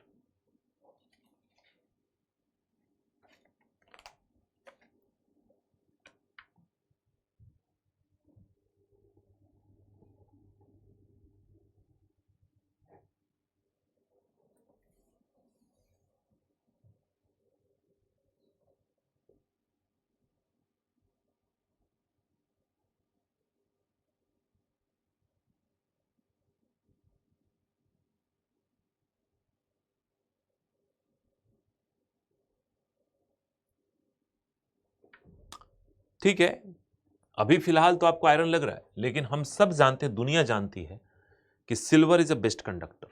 सिल्वर से बेहतर कुछ नहीं है। हमने जानबूझ को सिल्वर को ऐसी अवस्था में रखा है कि वो कम हो जाए। हमने सिल्वर के साथ किया पक्षपात। ऐसे ही पक्षपात किए जाते हैं ना, हम अपने भी जीवन में कई बार ऐसे पक्षपात से गुजरते हैं, जब हमारी क्षमता होने के बावजूद भी हमें ऐसे कंडीशंस दे दिए जाते हैं, ऐसी अवस्थाएं दे दी जाती हैं कि हमारा टैलेंट जो है वो निखर कर सामने नहीं आता, और दूसरे को क्या किया, दूसरी अवस्था दे दी जो उसके अनुकूल है। तो हम हमेशा एक बात कहते हैं, हम हमेशा एक बात कहते हैं और हम कहते हैं कि ऐसे थोड़े काम होगा, ये तो गलत कर रहे हो आप। अगर आप चाहते हो कि मैं क्या कर सकता हूं, तो हम दोनों को, यानी कि राम को और श्याम को, दोनों को समान अवस्था दो, पक्षपात मत करो। एक के साथ अनुकूल और दूसरे के साथ प्रतिकूल व्यवस्था मत लेके आओ, है कि नहीं? वही मामला है। एक फुटबॉल का खिलाड़ी है, वो गोल पे गोल दागता है, एक क्रिकेट का खिलाड़ी है, छक्का पे छक्का मारता है कि नहीं? अब आपने कहा कि नहीं जी, क्रिकेट वाला भी क्रिकेट में ही अपनी योग्यता को प्रदर्शित करेगा और फुटबॉल वाला भी क्रिकेट में ही करेगा, तो फुटबॉल वाला तो एलबीडब्ल्यू हो जाएगा, क्योंकि बॉल आएगी वो पैर से मार देगा, क्योंकि उसकी योग्यता तो फुटबॉल की है ना। तो जब भी हम कहते हैं कि पक्षपातपूर्ण, तो ये पक्षपातपूर्ण, हमने पक्षपातपूर्ण रवैये के चलते आयरन जैसे सर्वश्रेष्ठ सुचालक को हमने क्या कर दिया? कमतर साबित कर दिया। तो हम एक काम करेंगे, और काम ये करेंगे कि या तो हम चांदी को लोहे के आकार में ढाल दें, जैसे जैसे ये लोहा है वैसे ये भी हो, या फिर हम ये काम करें कि लोहे को चांदी के आकार में डाल दें, या तो हम जैसे हमने चांदी की तार बनाई है वैसे ही लोहे का बनाए और फिर मापे, या फिर जैसे लोहे का बनाए वैसे चांदी का बनाए फिर मापे, और तब समान अवस्था में दोनों की जांच पड़ताल हो। और जब समान अवस्था में दोनों की जांच पड़ताल होगी तो उसी को कहेंगे विशिष्ट प्रतिरोध क्या है, विशिष्ट प्रतिभा क्या है। तो एक कॉन्सेप्ट होता है विशिष्ट प्रतिरोध का, है ना?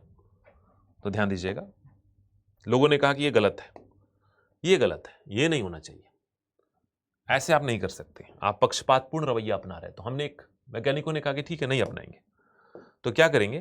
वैज्ञानिकों ने कहा एक काम करते हैं, लेट्स डू वन थिंग, और हम एक क्यूब बनाएंगे। क्या बनाएंगे? क्यूब, घन आकार का क्यूब बनाएंगे। तो देखिए मैं क्यूब बनाता हूं और फिर उसके ऊपर हम बात करेंगे। मैं क्यूब बनाने के लिए एक अलग रंग ही ले लेता हूं। तो क्यूब बनाया गया और कहा गया कि अब क्यूब बनाएंगे। ये देखिए, तो एक क्यूब बनाया,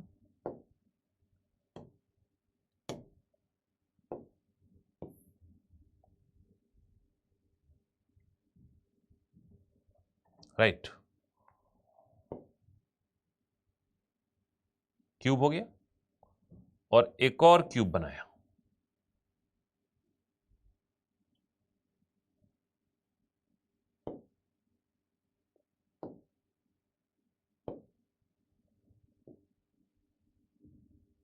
ध्यान से देखिएगा, मैं थोड़ा सा कलाकारी करूंगा इसमें, है ना? और इस क्यूब को, क्यूब बनाने के लिए हमने इसके सिरों को जोड़ा।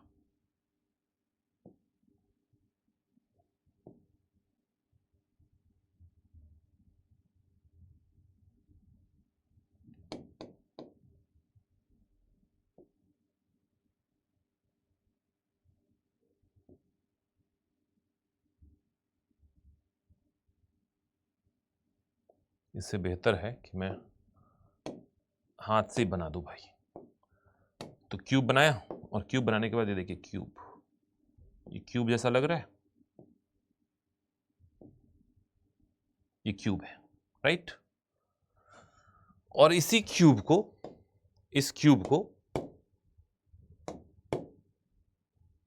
रेप्लिकेट कर लिया। ये पूरा क्यूब जो है, इसको हमने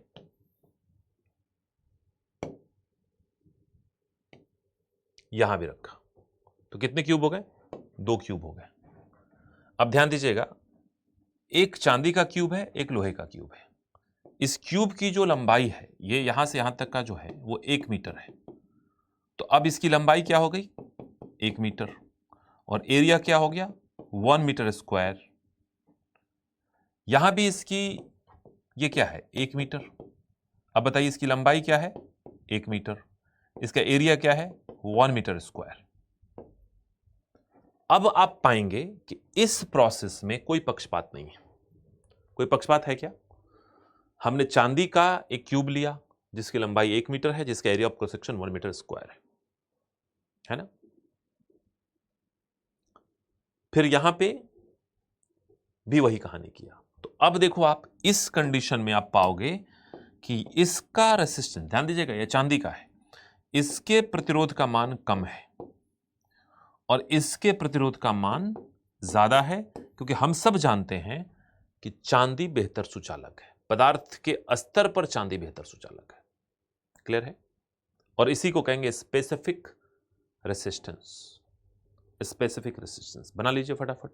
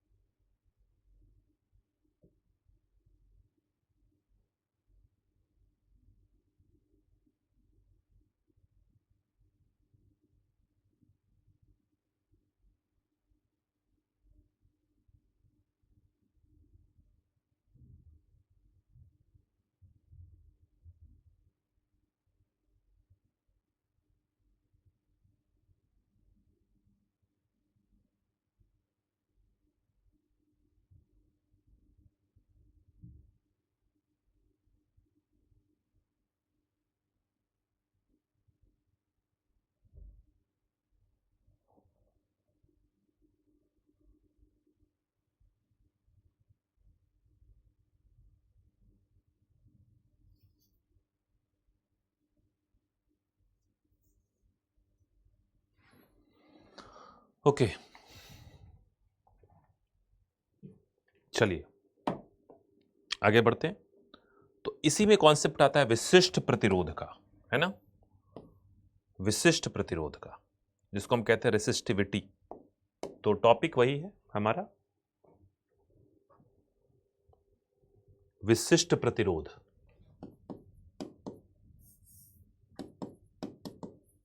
विशिष्ट प्रतिरोध, that is called specific resistance और रेसिस्टिविटी। तो हिंदी में तो एक नाम है विशिष्ट प्रतिरोध, इंग्लिश में आप उसको स्पेसिफिक रेसिस्टेंस या रेसिस्टिविटी कह सकते हैं, राइट। तो लिखिए, किसी पदार्थ के 1 मीटर घन के द्वारा, किसी पदार्थ के 1 मीटर घन के द्वारा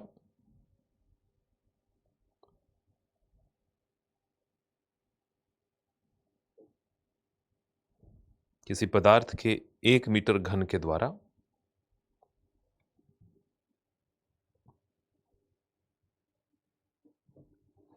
पैदा किया गया प्रतिरोध, पैदा किया गया प्रतिरोध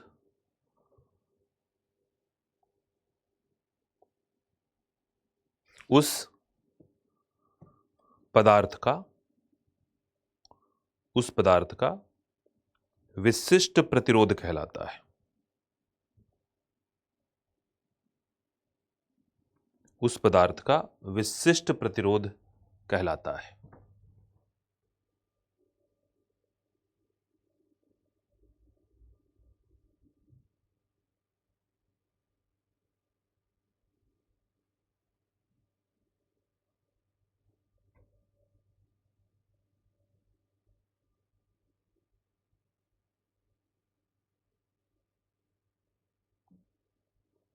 उस पदार्थ का विशिष्ट प्रतिरोध कहलाता है, जिसके आधार पर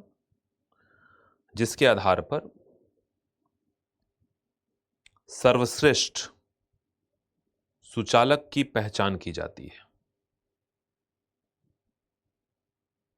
जिसके आधार पर सर्वश्रेष्ठ सुचालक की पहचान की जाती है।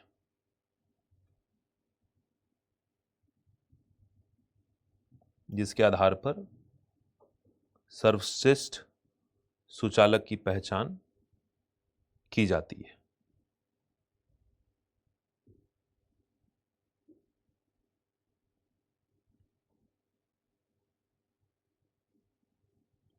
सर्वश्रेष्ठ सुचालक की पहचान की जाती है ना। इसकी इकाई ओम मीटर है, ध्यान दीजिएगा, इसकी इकाई ओम मीटर है। ओम मीटर तो ऐसे भी लिख सकते हैं ओमेगा मीटर। इसकी इकाई ओम मीटर है और इसे रो, इसको रो कहते हैं, RHO, और इसे रो से प्रदर्शित करते हैं, किसे प्रदर्शित करेंगे? रो से, RHO, रो से प्रदर्शित करते हैं। अब देखिए आपके सामने 10th क्लास NCERT की एक मैं लिस्ट देता हूं, जिसके आधार पे आप पहचान पाएंगे। तो 1 मीटर घन हम पैदा नहीं करते हैं, ऐसा नहीं होता है कि 1 मीटर घन को हम लेकर आते हैं कहीं से, नहीं, हमें जरूरत नहीं है, 1 मीटर घन की आवश्यकता नहीं है, बल्कि वहां पे यह है कि बस 1 मीटर घन के कैलकुलेशन के ऊपर बेस्ड है ना। तो लिख लिया होगा आपने। तो ये देखिए आप, लिखना नहीं है, ये अलग अलग पदार्थ हैं और ये रेसिस्टिविटी है, देख रहे हैं आप, ओम मीटर में 20 डिग्री पर। और सिल्वर का देखो 1.64 10⁻⁸ है।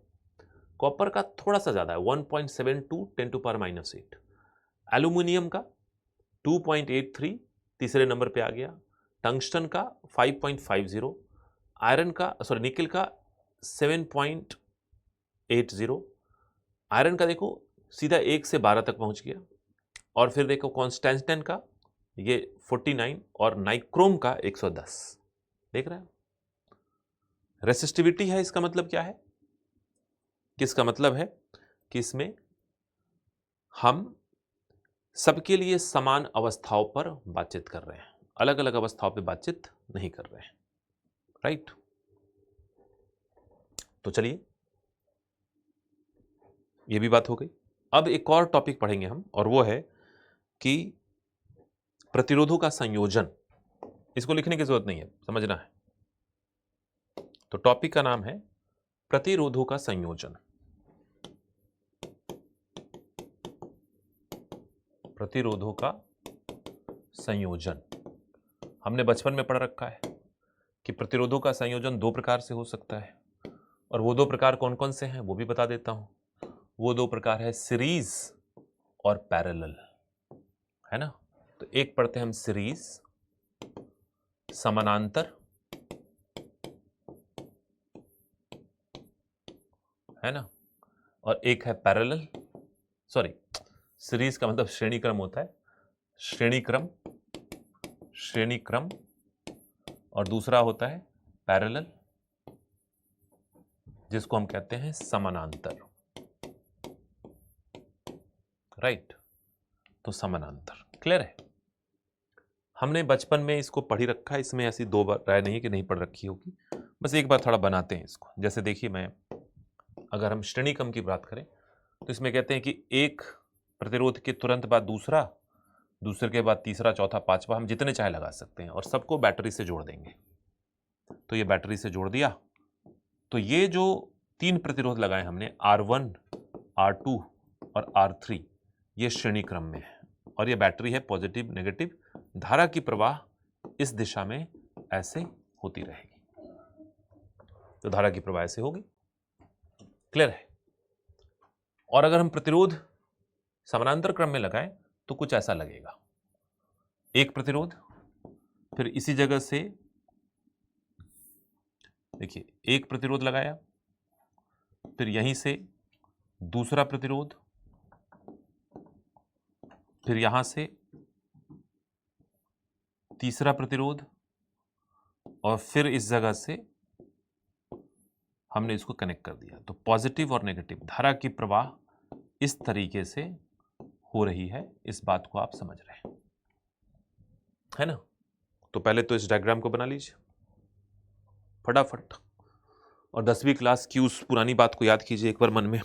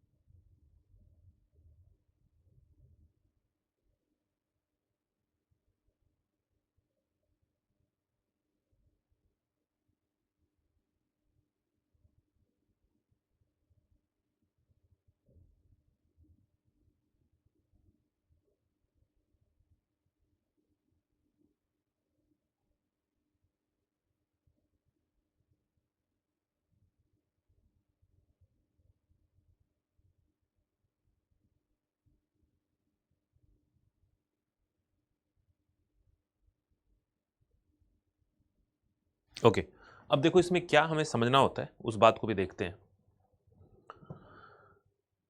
कि इसमें 2-3 पॉइंट्स पे हम बात करते हैं। देखो बहुत सिंपल है। पहली बात कि इन दोनों में एक अंतर के स्तर पे हम पढ़ते हैं और ये पढ़ने की कोशिश करते हैं। Let's talk about this. देखो आप, है ना, तो थोड़ा सा इसको मैं इस तरह से बनाऊंगा कि अगर मैं बात करूं तो, है ना, राइट। पहला क्राइटेरिया लेंगे धारा का मान। दूसरा क्राइटेरिया जो लेंगे हम लोग धारा के मान के बाद, उसके बाद हम जो लेंगे वो है विभवांतर का मान। विभवांतर का मान अलग अलग प्रतिरोध के लिए। तीसरा जो पार्ट लेंगे वो लेंगे कुल प्रतिरोध। तो 3 स्तर पे हम इसको जांचने की कोशिश करते हैं, राइट। आप चाहे तो इधर ही लिख लें, कोई दिक्कत नहीं। तो पहली बात देखिए, धारा का मान R1, R2 और R3 इन सब में क्या होगा? समान होगा, समान। कारण है कि अगर 5 एम्पियर करंट पास कर रहा है तो 5 एम्पियर इससे, 5 एम्पियर इससे, 5 एम्पियर इससे। मानो कि ये पाइप होता, और अगर हम पाइप में पानी के 3 पाइप को हम आपस में जोड़ देते सीरीज में और 5 लीटर पानी डाल देते, तो 5 लीटर यहां से निकलता, 5 लीटर यहां से निकलता, 5 लीटर यहां से निकलता, सबसे 5-5 लीटर ही निकलता ना। तो वैसे ही अगर आवेश की प्रवाह हो रही है तो आवेश की प्रवाह अगर 5 कूलम यहां से हुआ तो यहां से भी होगा, यहां से भी होगा। लेकिन आवेश की प्रवाह अगर पानी को डालते हैं और ये पाइप 3 समानांतर भागों में बंट जाती है तो क्या होगा? सबसे क्या एक ही पानी की मात्रा निकल पाएगी? नहीं, अलग अलग मात्रा निकलेगी। ऐसे मानते हैं कि आप एक लंबे यात्रा पे निकले, आप 500 दोस्त हैं जो बाइक पे चढ़ रहे हुए हैं, या 5 दोस्त हैं, तो 5 दोस्त बाइक पे चल रहे हैं और आप 3 रास्तों से होके गुजरे। पहला रास्ता, दूसरा रास्ता, तीसरा रास्ता, तीनों रास्ते एक के बाद एक है, तो 5 इससे गुजरे, 5 इससे गुजरे, 5 इससे गुजरे। लेकिन अगर आप एक ऐसे रास्ते पे हैं जो यहां जाके 3 भागों में बंट जाता है और अब 5 लोग हैं, तो आगे रास्ता 3 भागों में बंट गया, तो 2 एक से गुजरेगा, एक एक से गुजरेगा, 2 एक से गुजरेगा। पांचों तो तीनों से नहीं गुजर सकते ना, क्योंकि यहां पे रास्ता बंट गया। तो यहां पे धारा का मान क्या होगा? असमान। विभवांतर का मान जो यहां पे होगा वो होगा असमान। पानी की पाइप है, जैसे जैसे पाइप की लंबाई बढ़ेगी वैसे वैसे प्रेशर कम होता चला जाएगा। ये तो बहुत बेसिक सी बात है। लेकिन यहां पे देखेंगे कि जैसे जैसे पाइप की लंबाई नहीं बढ़ रही, क्योंकि पाइप तो समानांतर है, तो समानांतर पाइप में लंबाई बढ़ने की कोई बात है ही नहीं। तो समानांतर पाइप में जब लंबाई बढ़ने की कोई बात नहीं है तो विभवांतर का मान क्या होगा? समान। जो प्रेशर R1 पे है वही प्रेशर R2 पे है, वही प्रेशर R3 पे है। तो यहां भी R1, R2, R3 है ना। कुल प्रतिरोध का एक सिंपल फॉर्मूला बचपन में पढ़ा था आपने, आपको याद होगा, और उसमें पढ़ा था कि कुल प्रतिरोध R is equal to R1 plus R2 plus R3, यानी कुल प्रतिरोध का मान बढ़ जाएगा। लेकिन यहां पे घटेगा, क्योंकि यहां पे हमने पढ़ा था 1/R is equal to 1/R1 plus 1/R2 plus 1/R3। याद कीजिए 10th क्लास का वो कॉन्सेप्ट, ये कॉन्सेप्ट 10th क्लास में था। क्योंकि 3 रास्ते से अगर हम गुजरेंगे तो जाहिर सी बात है रास्ते चौड़े हो गए, 3 रास्तों में बदल गए और प्रतिरोध का मान कम हो गया। तो प्रतिरोध का मान यहां क्या होगा? कम होगा। अब बताइए कहां समझ में नहीं आया? 3 बातें मैंने कही। पहला, धारा का मान इसमें समान होगा, क्योंकि अगर आपने 5 लीटर पानी डाला या 5 कूलम आवेश डाला तो R1, R2, R3 तीनों से निकलेगा, राइट। दूसरी तरफ अगर आपने 5 लीटर पानी या 5 कूलम आवेश इसमें डाला तो तीनों में विभक्त होंगे, 5 लीटर कभी नहीं निकलेगा। तो धारा का मान R1, R2, R3 में समान नहीं होगा।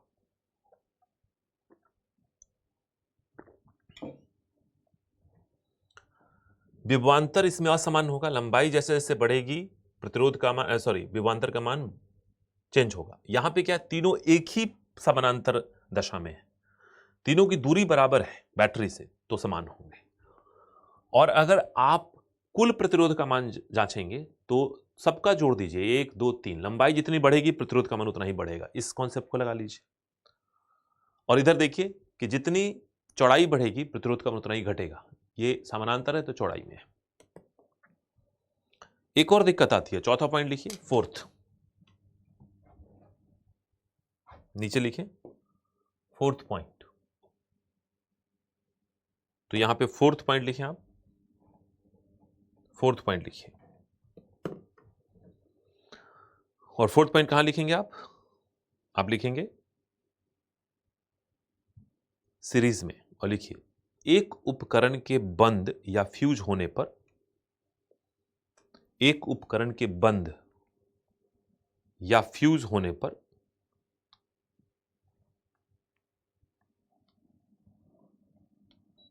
एक उपकरण के बंद या फ्यूज होने पर, एक उपकरण के बंद या फ्यूज होने पर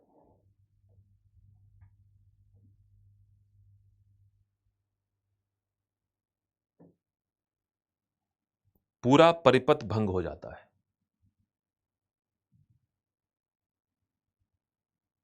पूरा परिपथ भंग हो जाता है। तो एक फ्यूज तो सब खत्म। और इधर लिखिए एक उपकरण के बंद होने पर पूरा परिपथ भंग नहीं होता है। एक उपकरण के बंद होने पर पूरा परिपथ भंग नहीं होता है। तो इसमें एक फ्यूज कर जाए सब खत्म, धारा की प्रवाह भंग। इसमें एक फ्यूज कर जाए दूसरा चलता रहेगा। घर के अंदर जो हम सर्किट बनाते हैं वो कैसा बनाते हैं, ये वाला। दिवाली की लड़ियां जो बनाते हैं वो ये वाला। दिवाली की लड़ी में देखा एक फ्यूज सब खत्म। घर की सर्किट में जो स्विच ऑन करना है ऑन करो, बाकी सब ऑफ कर दो। तो एक और पॉइंट लिखिए, पांचवा पॉइंट लिखिए यहां पे सीरीज में, सजावटी प्रकाश जैसे दिवाली की लड़ियों, सजावटी प्रकाश जैसे दिवाली की लड़ियों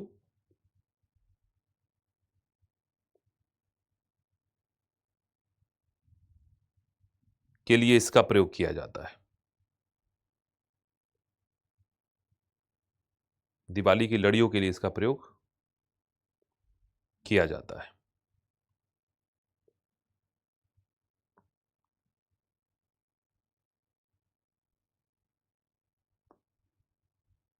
राइट। और इधर लिखिए इसका प्रयोग घरेलू विद्युत परिपथ में, घरेलू विद्युत परिपथ में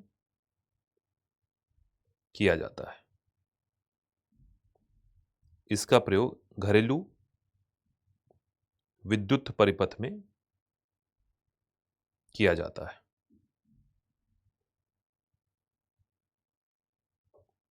इसका प्रयोग घरेलू विद्युत परिपथ में किया जाता है।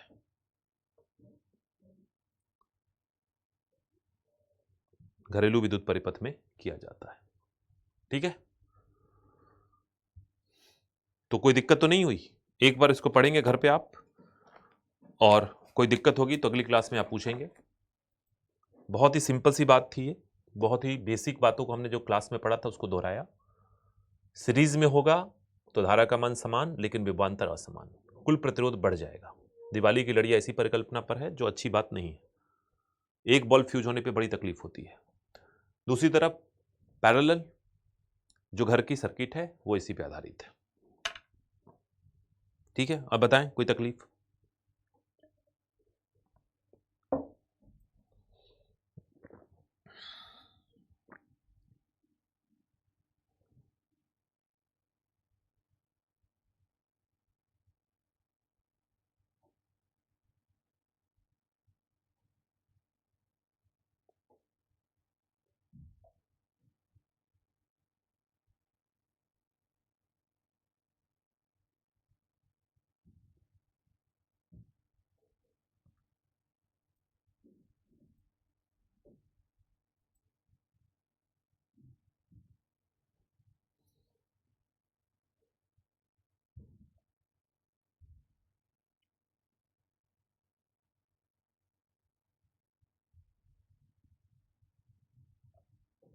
ओके, तो चलिए फिर कल मिलते हैं, कल फिर अन्य बिंदुओं पे चर्चा की जाएगी।